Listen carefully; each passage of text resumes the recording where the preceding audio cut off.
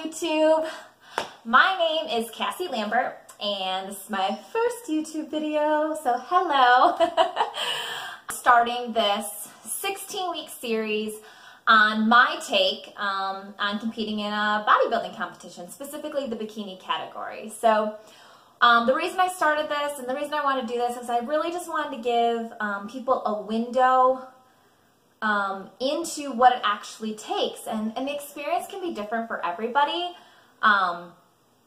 My experience may be different from somebody else, and those different factors, having kids, not having kids, being a single girl, not being a single girl, being married, not being married, having a supportive spouse, not having a supportive spouse, those are factors that can all change the way you actually maybe enjoy the process or don't enjoy the process. A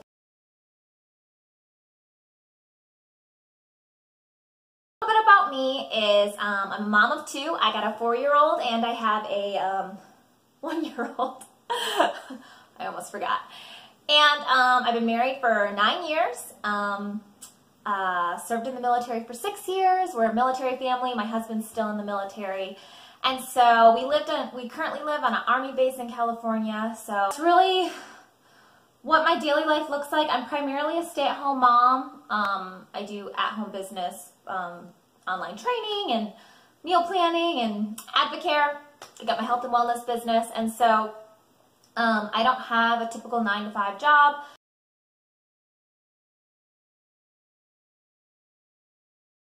Why I love to compete. All right, so I have enjoyed fitness, whether it was being in the gym. I did yoga for a little bit. I did Zumba for a little bit. I've done, I used to love step class. I was a avid CrossFitter for several years. I've done tons of different things and I enjoyed them at the time, but I am passionate about competing. I remember wanting to do it 5-6 years ago, or saying, you know what, someday I'd want to try that. I actually didn't think I'd ever do it. But what competing has done for me, it is probably one of the toughest challenges I've ever taken on.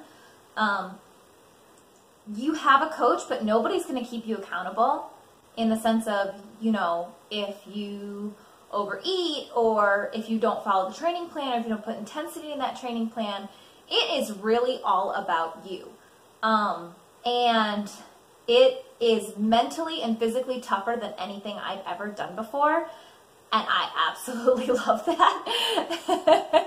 The more challenging something is, I usually love it that much more. So that's a huge reason why I love to compete. It is the mental and physical challenge that it puts me through, that I loved it from day one when I first did my first competition a year ago. And it is the reason why I'm embarking on my 3rd competition. So that's why I love to compete. Some people hate it, which is fine. That's fine, fine, fine.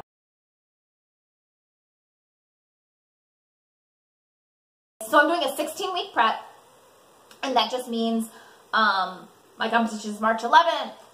They're starting me in prep now. I'm following a specific meal plan, specific macros, a specific training plan, intended to get me stage ready in 16 weeks. Now, you'll read a lot about 12-week preps. That's all you need.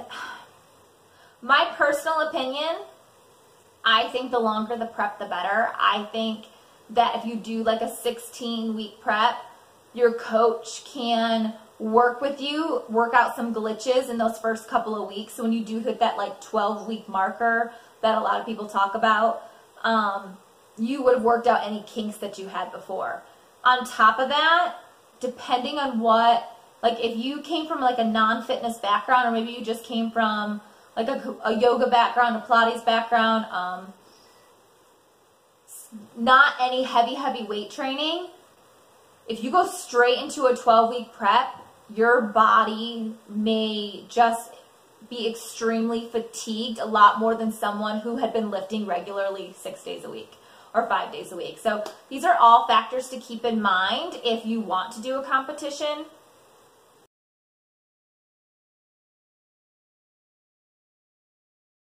this is where I'm starting from, and this is really important because I am going to share my macros and my, like, just a general synopsis of my training plan, but where I'm coming from determined where the first couple weeks of my training plan started. So I had, over the last couple of months, been pretty much doing like zero cardio, not even really walking. I'd done a couple circuits here and there, maintaining weight just fine at around 118, okay?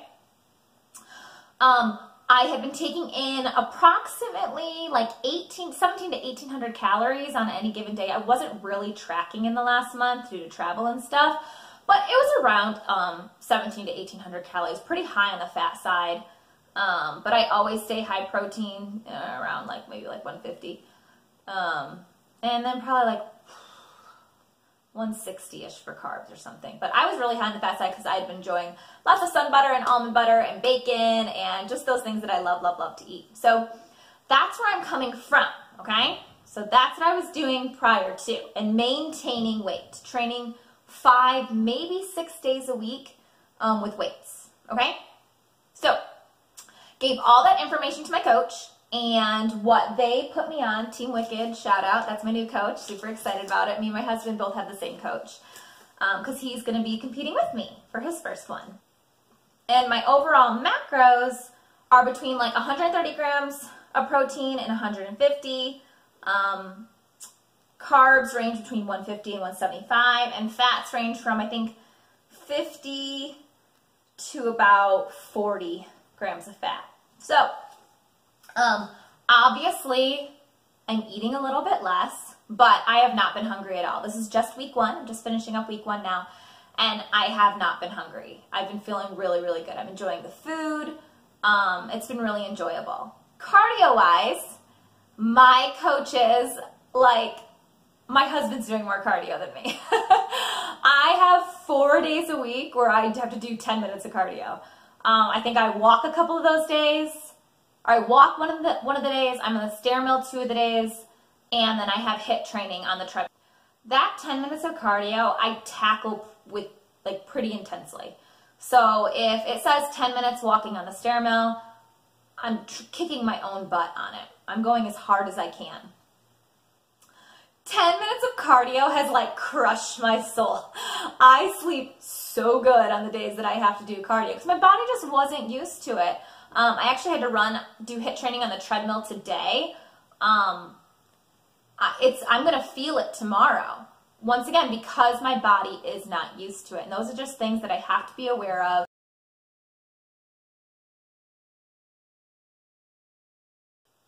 Okay, so I've been on my plan for 1 week now, and there's something very interesting that my body does. It tends to reject me when I try to cut a little bit of food out. So I started at 118, and I think in 2 days, I went up like 2 pounds. Right? So, you know, calories in, calories out, right? Yeah, exactly. So your body doesn't always agree with you. It kind of says, no, please feed me more. So, I gained 2 pounds, no big deal. I'm not worried about it. A couple other factors, it was like that time of the month. I came down on like day 4 to like 117, and then I went right back up to 120 again. So, you know, just kind of playing around with it. I feel really good about it. Honestly, pictures tell more of a story than weight does, though I still tell my coach what the fluctuations I've been having just so they can be aware of it and make any adjustments they need to for my next plan. Yeah, I gained weight, but it's all right. I don't really care.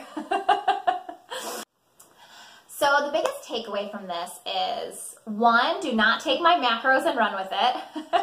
These macros are specifically for me. My training plan is specifically for me. It's based on what I was doing before to what I'm doing now, okay? So while I do want to share so much with you guys, remember that it is very specific to me and to my body, and it's going to be adjusted through the different weeks.